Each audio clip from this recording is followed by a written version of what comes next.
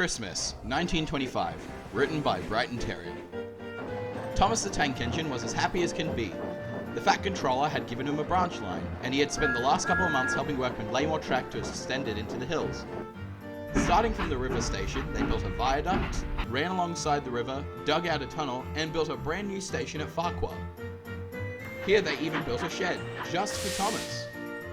The blue tank engine was very proud of his work, and the passengers were always glad to see him. Getting up the valley has never been so reliable, they would say. He was a very happy little engine, and would always get excited to greet his new friends at all of the stations. It seemed to him there was always something new to see. But there was one thing that got Thomas even more excited. It was nearly Christmas, and every engine on the railway was getting ready for the annual party held at the big station. "I hope to see you there, Thomas," Edward would say at the junction.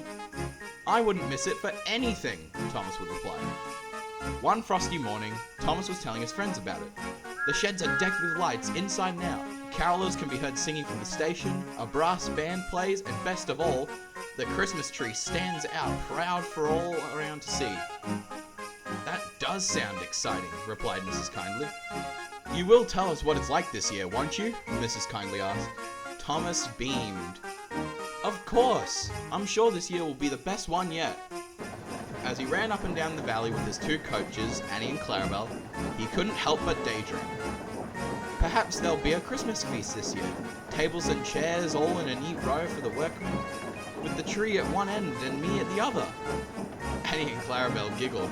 "You? Of course," Thomas protested. "I should be the special guest. My branch is the most important, don't you know?" "We do indeed," they replied. "You'll be bringing us, won't you?" "I wouldn't dream of leaving you behind," Thomas whistled. Soon he would talk of nothing else to his friends as the day grew closer and closer. At the top station, Thomas was still daydreaming. "Could I have a wash down before we leave for the party?" Thomas pleaded. "It wouldn't be right to arrive all dirty." "And it wouldn't be right to freeze our hands over the cold water," his driver chuckled. "Just concentrate on your journeys. We've got a long way to go before the party, and the passengers are relying on us to get them home." "Oh, of course," Thomas said sheepishly. "I'd forgotten them. Station master was telling me about the roads in the valley. He says they clog up with snow every year and people get stuck." "Exactly. We're not going to let them down now, are we?" "No, we won't," Thomas whistled in spirit.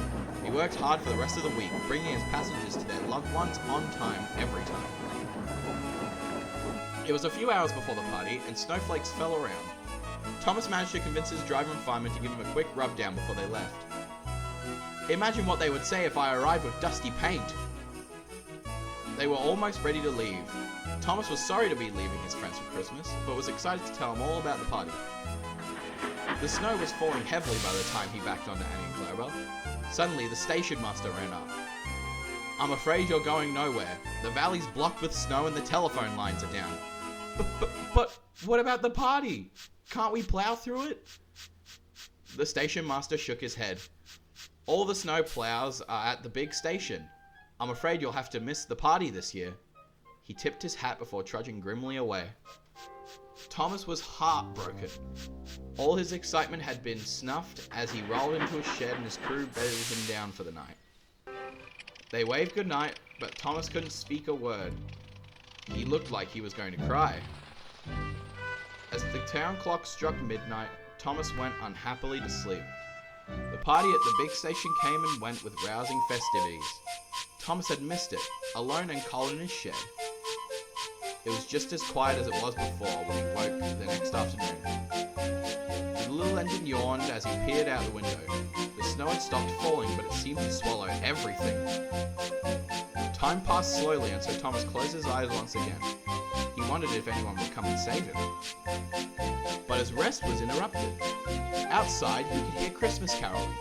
The sound got closer as the carolers paraded through the town and towards the station. "I hope they have a better Christmas than I'm having," Thomas thought. Suddenly, he heard a knocking on his shed door. "Hello?" Thomas began. "Who's out there?" The door was suddenly flung open, and Thomas's eyes widened. Outside the shed were tables, chairs, people singing and laughing, and best of all, a Christmas tree, festooned with lights. "What's all this?" Thomas asked in surprise. His driver spoke first. "We told all your friends how you had missed the party, and they all decided we should throw one just for you. You've done so much for the valley," Mrs. kindly continued. "It's only right we celebrate the most important engine on the whole railway."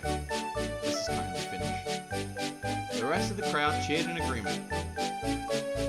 Thomas beamed brighter than the snow. He would have whistled in delight if he had the steam. "Oh, thank you," Thomas cheered. "I wish I could join you outside, but I'm rather stuck in my shed," he blushed. "Would you all like to join me?" "No need," the driver interjected. With a large rope in his hand, he tied it around Thomas's coupling. Everyone grabbed hold of it, and with the driver keeping the brake off, they all heaved Thomas out of the shed and into the daylight. That afternoon, he received presents, sang songs with his friends, and when the dusk had fallen, they had all sat down for a large Christmas feast, with the blue engine being at the head of the table. Thomas was sure, in that moment, that this year truly was the best Christmas party he had ever had.